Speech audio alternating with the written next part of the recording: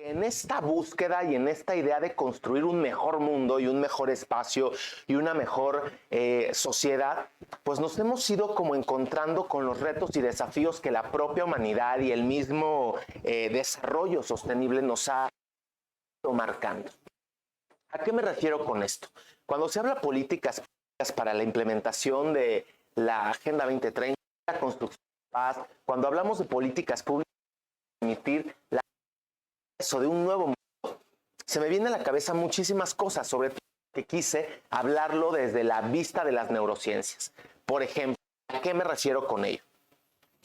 Si bien decimos que la neurociencia es este estudio del cerebro que permite todo el sistema nervioso, el entendimiento del entorno y bla, bla, bla, bla, bla, bla, entonces, ¿qué sucede cuando sale una agenda tan colorida, tan con muchas cosas que nos obliga a pensar, que nos ayuda a meditar sobre el cómo voy a implementar estos colores o qué acciones tengo que realizar para que esto sea posible? Lo comentaba la compañera anterior. La pregunta de todos es, ¿la agenda sostenible, la agenda 2030 es posible de realizarse? Bueno, dentro de lo utópica que puede parecer, hay una realidad. Es alcanzable siempre y cuando desde la concepción todos los actores que tienen que formar parte de ella lo logren y lo alcancen. Quiero saludar con mucho gusto a todas y a todos los que siguen este Congreso Internacional. Educando para transformar. El educando en el momento, en este momento, en un tiempo presente. Educando para transformar. Hablamos de futuro. Entonces, agradezco, reconozco los que están tomando su tiempo en esta transmisión, los que están formando parte de este Congreso, los que les tocará ver en algún momento la retransmisión o repetición de este Congreso. Y agradezco, como siempre, la solidaridad, el cariño, la amistad y sobre todo la complicidad que me une con el maestro Carmelo Cedeño en la construcción de un mejor mundo a través de procesos y políticas educativas que las hemos implementado de manera dual en Juventudes por Latinoamérica y en Inteligencia Educa. Mi cariño, mi reconocimiento y sobre todo mi gratitud. Así que vamos a dar inicio, voy a ser muy breve respetando los tiempos que fueron estipulados para este congreso. Mi nombre es Eduardo Carrión, ya se los comentaba, y actualmente soy Headmaster del corporativo de inteligencia educa.com. Soy firmante del Pacto Mundial de Naciones Unidas y en México, por aquello del año 2015, cuando nadie creía en la Agenda 2030 o nadie le volteaba a ver, me convertí en el primer firmante como autoridad educativa, siendo rector de la Universidad Politécnica de Huatusco de este proyecto, de esto algo que era un sueño, que era una utopía. Junto con amigos y amigas decidimos hacer acciones específicas y me voy a ir muy rápido para poder ir entrando a lo de la política pública. Todo lo que nos digan de Agenda 2030 que está en las páginas oficiales, todo lo que tenga que ver con Agenda 2030 puede ser de manera inicial solo un rollo si no se aplica y si no se implementa. Por eso me parece fundamental hablar de política pública. ¿Qué haces? ¿Qué estás haciendo más allá de hacer conciencia, más allá de compartir, más allá de esto? Que estamos verdaderamente impactando para que el desarrollo sostenible sea alcanzable. Me voy a ir rapidísimo con las acciones personales que decidí impulsar. Primero, con la Embajada Mundial de Activistas por la Paz, creamos la Cátedra para la Paz y la Felicidad del Ser Humano Integral. Ustedes se preguntarán, ¿qué es esto? Esto es una cátedra, es un plan de estudios que realizamos 50 académicos de todo el mundo, con el objetivo de que en diferentes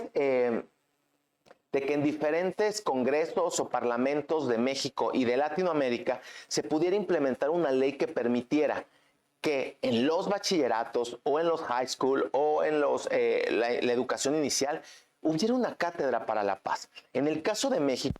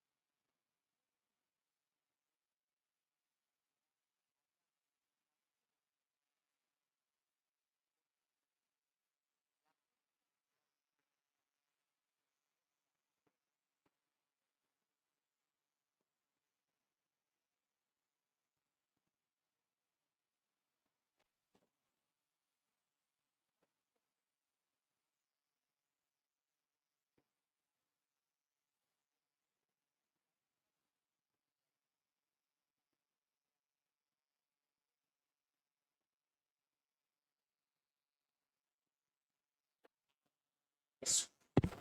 Poder capacitar a la gente con actividades y acciones que permitieran entender qué era la agenda para el desarrollo sostenible y que esta agenda permitiera conectar con una idea distinta. Entonces, ¿qué onda con los objetivos? ¿Qué onda con los objetivos? Nace justo en el inicio de la década de acción. Y le decíamos a la gente por qué era importante unirnos a la década de acción. Una década de acción que nos mueve, que nos sacude, que nos invitaba a que nos quedaban 10 años de este reto. Pero, ¿qué sucede cuando ese reto se ve muy atrasado? 10 años, eso estamos hablando del año 2020, con la llegada del COVID, la pandemia, el demás, y demás, y demás, y demás. Entonces, toda la idea de la sostenibilidad se enfrentaba a un nuevo reto. ¿Qué hacemos? ¿Cómo lo hacemos? Si decían todos los manuales que las metas a alcanzar en el 2030 tenían que ser así, así, así, así, y estamos encerrados y estamos en una pandemia y estamos preocupados por la salud, por la economía, mientras el medio ambiente sigue resintiendo la locura de lo que somos como seres humanos responsables de la sostenibilidad. ¿A qué me refiero? Se implementó en todo el mundo la reducción de bolsas de plástico. Fue votado, fue aprobado, se hicieron muchísimas cosas, entre ellas leyes, campañas y demás. Pero ¿qué sucede después? Llega el COVID-19 y hemos inundado ríos, mares, lagunas con cubrebocas, guantes y artículos quirúrgicos o de la salud. Pero me quiero ir a una parte muy importante para ir concretando lo de la política pública. Nosotros impulsamos una ley, creamos un libro para implementar un modelo educativo en todas las universidades del mundo. Muchas de ellas se negaban a dar el salto de llevar la sostenibilidad a la educación digital, que es la onda por la que se mueve nuestra institución. Nació .com y queremos que sea la razón de su existencia y del futuro. ¿Qué creamos? Una gira. En el año 2018 aspiré a ser ministro de Educación de mi estado o secretario de Educación y creamos una campaña que se llama Educación por la Paz y nació como una iniciativa y eso que están viendo ustedes aquí al lado son imágenes de un poco de lo que se llevó a cabo en esa gira. La implementación de lo que era Educación por la Paz y la continuidad quizá de esto, que era qué onda con los objetivos. De nada servía tener un folletito que dijera qué es, cómo se hace y para dónde va.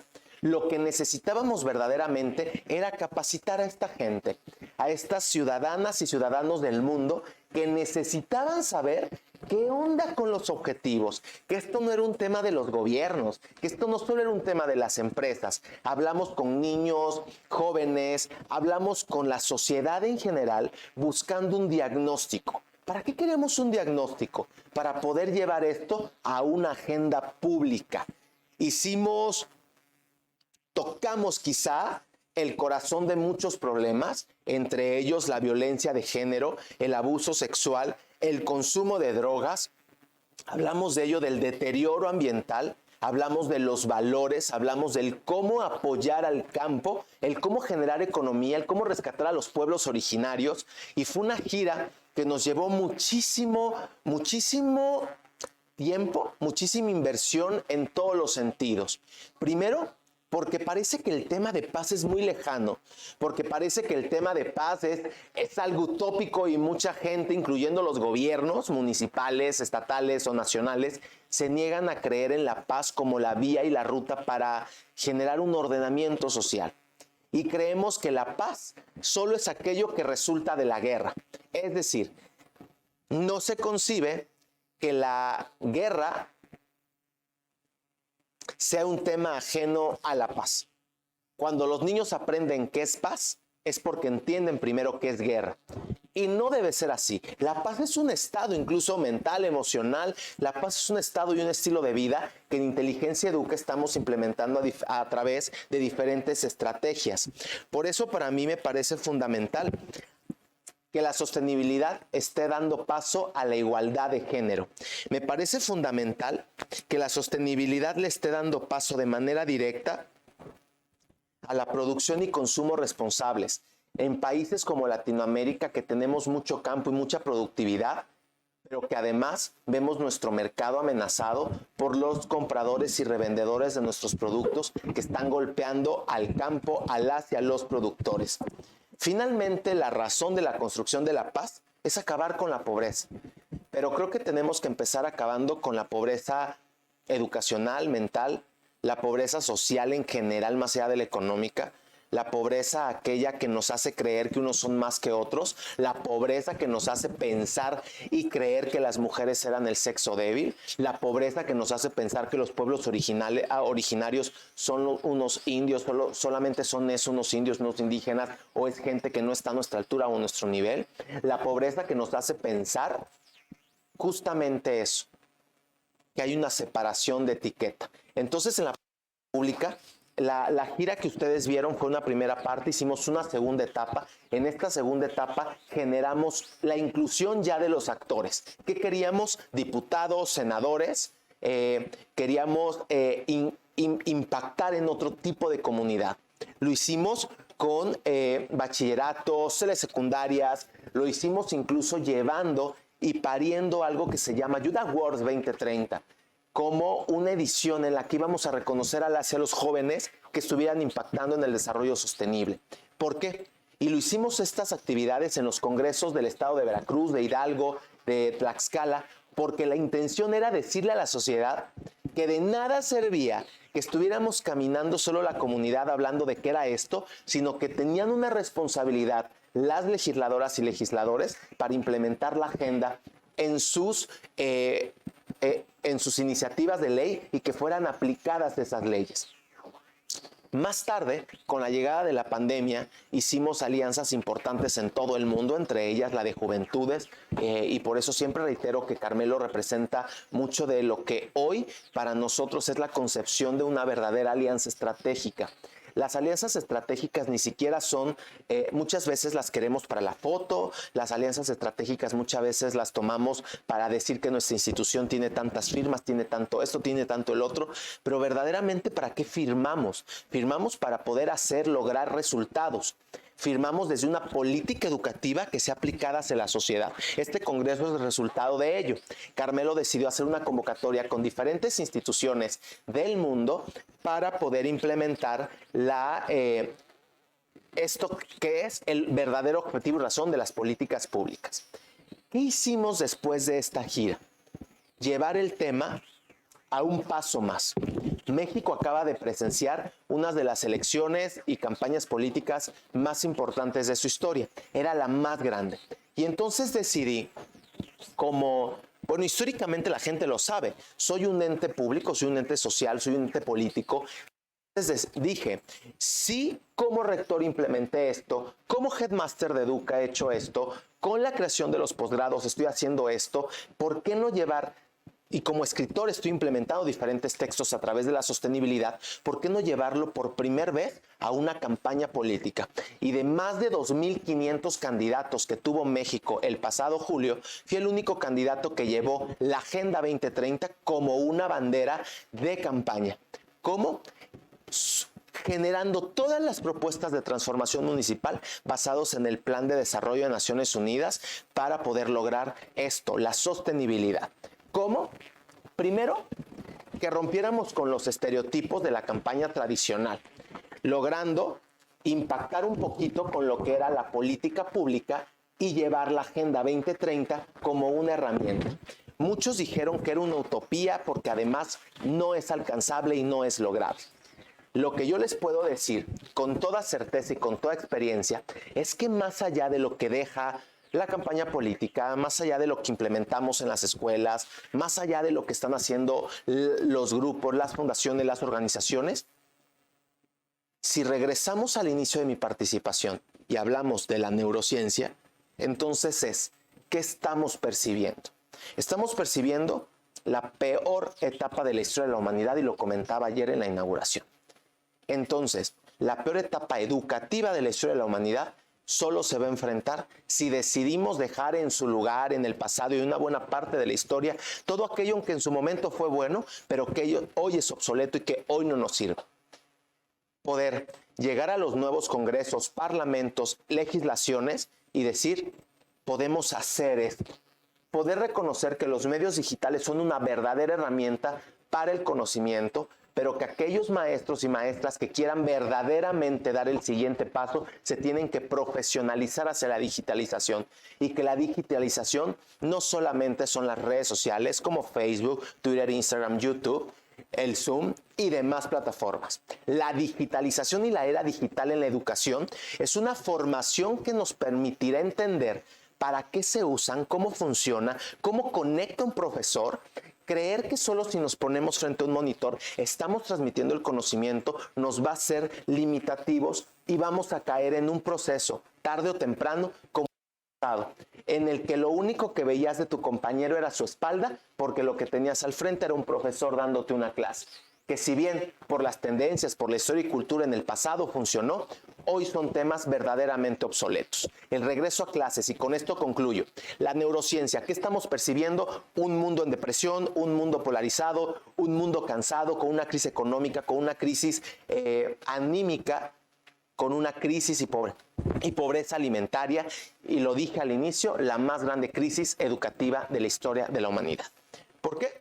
Porque los niños han desertado, los jóvenes han desertado, al menos en México 2 millones de estudiantes dejaron las aulas digitales, presenciales, las desertaron de su ejercicio educativo, porque los maestros tuvieron que convertir sus casas, sus espacios, su vida privada en un espacio público, porque los niños, al menos en México, tuvieron que acceder a plataformas quienes tenían acceso a Internet. Pero el 40% de mexicanos no tiene acceso a Internet.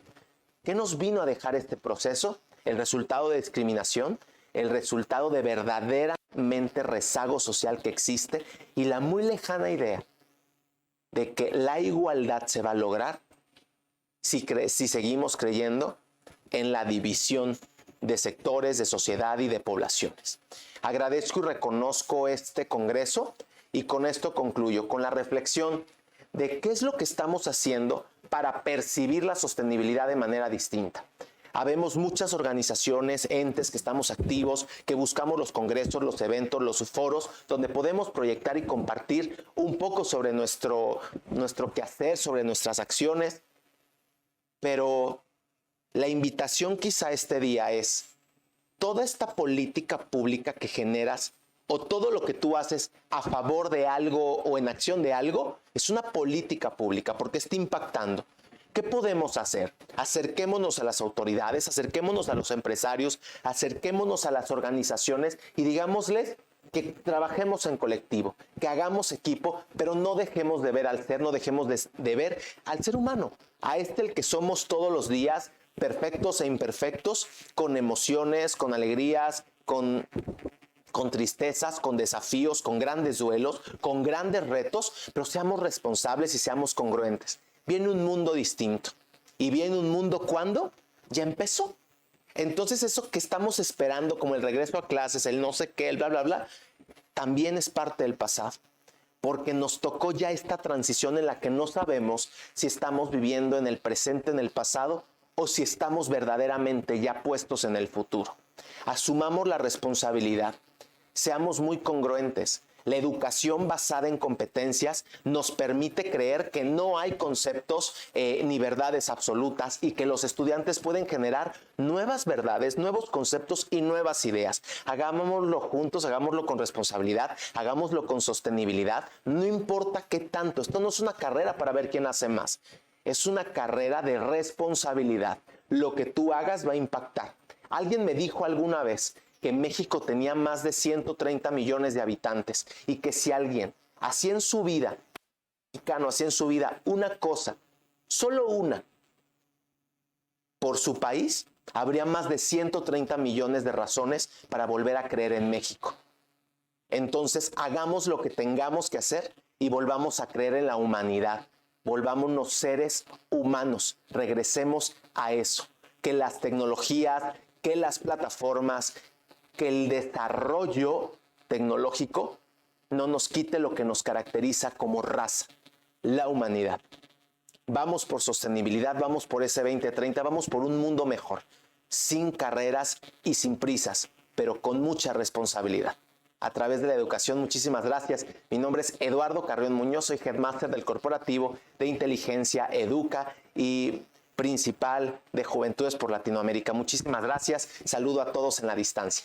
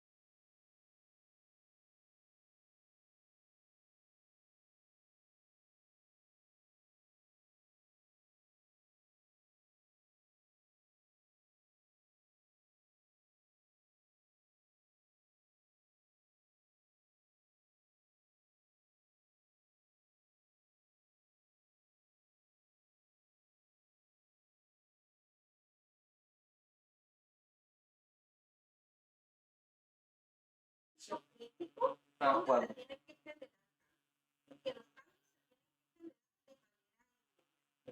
con el pasado no puedo hacer nada, pero me puede servir de base para tomar decisiones y hacer mejor pero lo que miren, tenía que haber hecho. sí tiene un aire. Gracias, doctora. Adelante, doctora. Le vamos a repetir la pregunta. ¿Cómo podemos detener el proceso que hemos tenido en la educación durante la pandemia? Sí, efectivamente sí creo y estoy de acuerdo con la doctora. Difícilmente, incluso yo llegué a pensar que el mundo se había detenido en el 2020 y el mundo no se detuvo.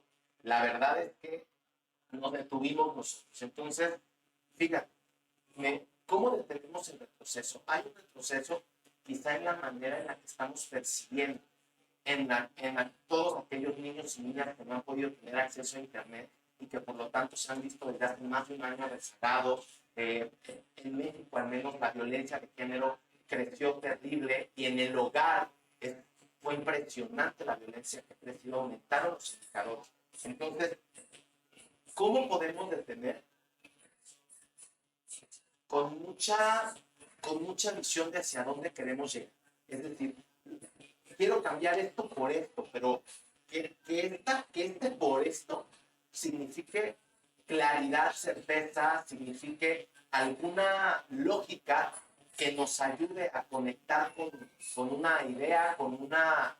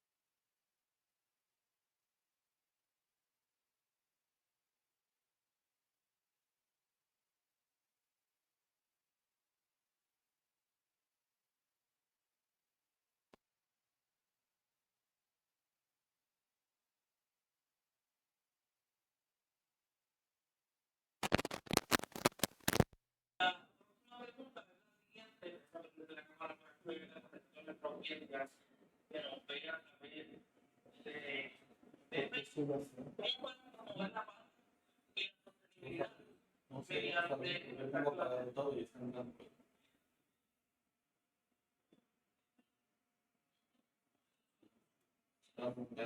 Adelante, María. Yo creo que aquí algo importante que lo mencionaban hace rato es que como las personas aprendemos de paz con la violencia que vivimos. Yo creo que tenemos que promover climas de no violencia, donde promovamos la participación pacífica, activa, donde se aprenda a aprovechar la riqueza que puede tener la diversidad. ¿Qué diversidad? La diversidad de todo, las diferentes culturas, los diferentes lenguajes, incluso los diferentes contextos familiares. Yo creo que más que nada es promover climas de no violencia, promover climas de paz general o sensibilizar acerca de la importancia de la sostenibilidad, enfocándonos, por ejemplo, en la no discriminación, en la igualdad. Cuando nosotros hablamos de igualdad de género, no estamos hablando de la igualdad femenina. Cuando hablamos de género, hablamos de personas, independientemente de que sea femenino o masculino. Entonces, yo creo que todos estos puntos son importantes de resaltar. ¿Y cómo generamos una cultura de paz? Sobre todo fomentando el respeto a todas estas diferencias, el aprovechar la riqueza que puede generar la diversidad, pero sobre todo educar para el desarrollo sostenible, donde nosotros podamos cambiar estos chips que ya están instalados y que a veces no favorecen, donde tengamos oportunidad de educar y transformar, que de hecho me encanta el lema del es generar agentes de cambio. No es que yo tenga las competencias adecuadas para formar profesionistas integrales, sino que realmente estos profesionistas puedan aterrizar en una realidad todo lo que se les está generando.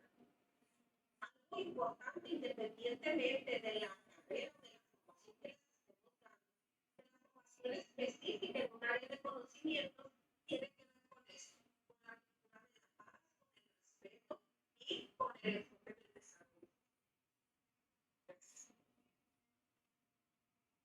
Gracias, doctora. Adelante, doctor. Escuchamos. Importante promover en nuestras clases, en nuestros espacios, en nuestra vida, la sostenibilidad.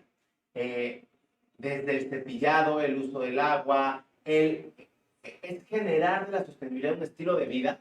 Cuando yo era rector de Universidad Politécnica en Huatusco, puse un muro como de 10 metros de alto con todos los ODS, cada uno de los ODS medía 50 centímetros aproximadamente.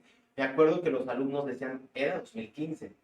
¿Esos colorcitos qué son, doctor? ¿Estos colorcitos para qué son? Y empezamos a generar tantas actividades que hasta el día de hoy, incluso en el corporativo Educa, por donde volteas hay estos colorcitos. Y entonces para todos, todo lo que se hace tiene que ver con un objetivo. Y cuando la gente viene y nos dice, oye, sacaste una convocatoria o estás dando un curso de esto o estás dando una clase de esto, buscamos el enfoque para que impacten alguno de los objetivos. Antes, al inicio, era cómo capacitar, cómo informar, cómo decirles lo que era la agenda y cuáles eran las metas y los objetivos. Hoy es pedir a cada uno de nuestros estudiantes de maestría y doctorado que nos den un producto basado en la sostenibilidad. Y hoy Inteligencia Educa tiene ya implementado de nuestros alumnos un producto que se llama Mensajeros por la Paz, que está increíble, que es para niñas y niños, que tiene que ver con la construcción de una espiritualidad sana, para que los niños entiendan su regreso a clases, entiendan la economía de su mundo, entiendan la sostenibilidad, emprendan la idea de hacer huertos en su casa. Entonces está padrísimo que veamos la sostenibilidad más allá como una onda de que a ver qué hace el gobierno, a ver qué hacen las empresas, qué estoy haciendo yo y qué puedo hacer yo. Entonces tú como docente busca la manera de implementar los objetivos y que no te claves en que si eres, que te claves en el caso de México es como esta frase de que no te atores, no te quedes con la idea de que solamente tiene que ver con el objetivo de educación. No, la Agenda 2030 incluso no tiene orden. Sí, efectivamente, el objetivo 1 invita a terminar con la pobreza y al final construir la paz a través de las alianzas. pero tú puedes implementar en el orden y en la idea que se te tenga, verás cómo uno te lleva a otro y ese otro te lleva a otro y puedes llegar a construir grandes cosas. Cuando concebí la idea de la Agenda 2030, firmé el Pacto Mundial, pensé, como rector de UPH voy a hacer esto. Cuando llegué a Inteligencia Educativa, dije, pensé voy a hacer esto. Pero de un libro salió una universidad, de una universidad salió un centro de posgrado, de ese centro de posgrado salió la plataforma de realidad virtual más importante de Latinoamérica, y han salido grandes ideas. Y todo esto ha tenido que ver con la manera en la que quiero impactar e implementar la Agenda de Desarrollo Sostenible. Así que no te limites, no te quedes corto y busca darle siempre seguimiento a todas tus ideas de sostenibilidad. Por la última pregunta, y va a contestar el doctor a darme la respuesta. Ustedes, vamos a especialistas en educación, en preparación académica, en la relacionada en este caso. Ustedes, como especialistas, ¿cómo realizarían un cambio al aspecto curricular, ¿verdad? Para lograr una educación sostenible que sea de calidad? Adelante, doctor. Yo, oye. No vaya, ¿no? Pues ella no reacciona. ¿Quieren dar usted? La importancia de generar una currículum, un plan de estudio, a ti, Carmelo, te consta cómo en Inteligencia Educa hemos desarrollado diferentes planes y programas de estudio, tanto para diplomados, todas las licenciaturas que implementamos en Inteligencia Educa, que son 11, están basadas en los alineamientos y metas del desarrollo sostenible 2030, pero con un impacto 2050. Todo lo que hemos realizado, como este congreso y todas las actividades, van de manera curricular porque siempre hay una estrategia. Y todo nace cuando empiezas a hacer investigación y arrastras el lápiz. Por eso es fundamental. ¿Cómo lo implementamos? Haciendo programas y planes de estudio en el que la currícula tenga que ver con la sostenibilidad, pero buscando la integralidad del ser humano. Queremos alumnos felices, entonces generémosles entornos de paz y entornos felices para que, como lo dijo nuestra compañera la doctora, no hagamos que los niños entiendan la paz a través de la violencia, la guerra o la descomposición social. Entonces, ¿cómo lo hacemos? Implementando. Hay que hacer currículum. Alguien me decía, no es posible que tú implementes en un PH la Agenda de Desarrollo Sostenible porque solo son temas tecnológicos, de ingenieros y funciona distinto.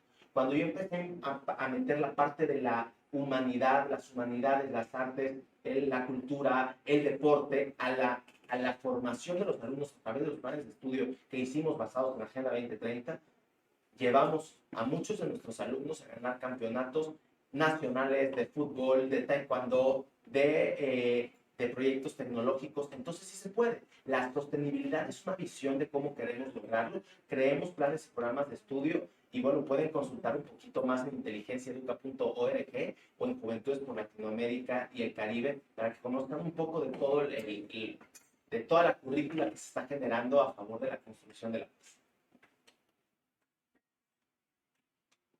No fuera.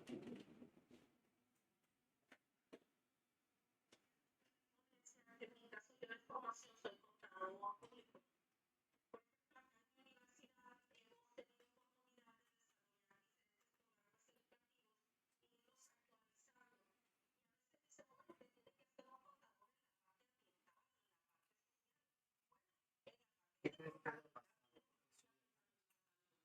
Tú lo puedes saber porque después se escuchó bien. Es que ya no era. Ya están entrando los de.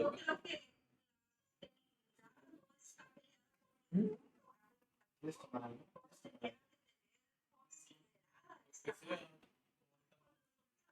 Café, un agua, no podemos concebir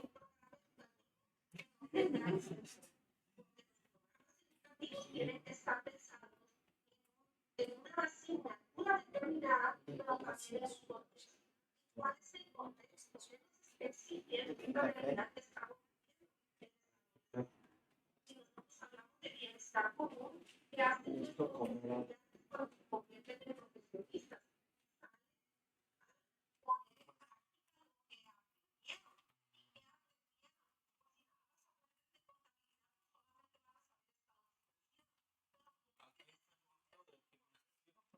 Una señora todavía con unas empanadas.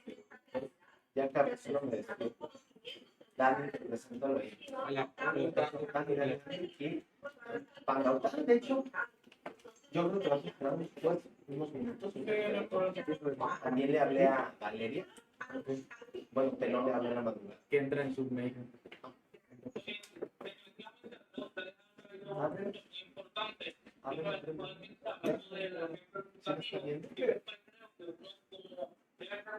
Para toda la gran quema. Y yo creo que uno de los puntos más Está cerrado. cada persona debe tener, ¿verdad? Y hay un libro en su vida, poder educarse, poder conectar el campo, porque siempre digo que la educación te va a dar poder, y te va a dar la oportunidad de poder empezar a campo siendo negra, así vas a tener las ganas de poder transformar y poder aportar a la sociedad. ¿Qué hacemos? Empanadas. A la escuela de la parte de parte por haber sido parte de este proceso de la cultura nacional.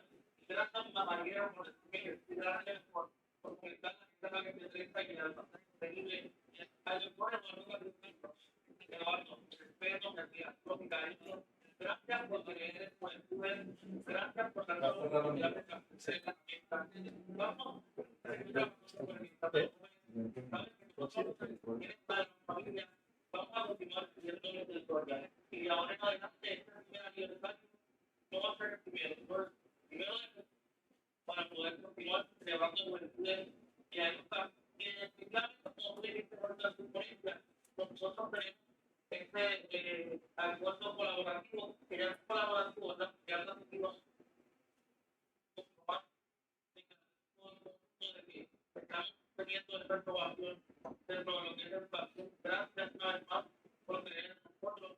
Un abrazo extraordinario para ti, María, y para ti, Eduardo. Los quiero mucho a los respetos.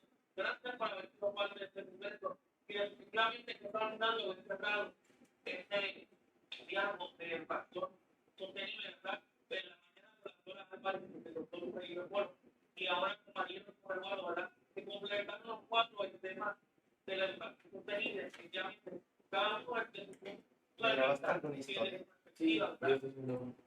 Supieron lo importante de la sostenibilidad educativa y cada uno y ahora, presentando esta parte de la educación sostenible, vamos a darle paso a lo que es la innovación tecnológica. Voy a meter cortinilla.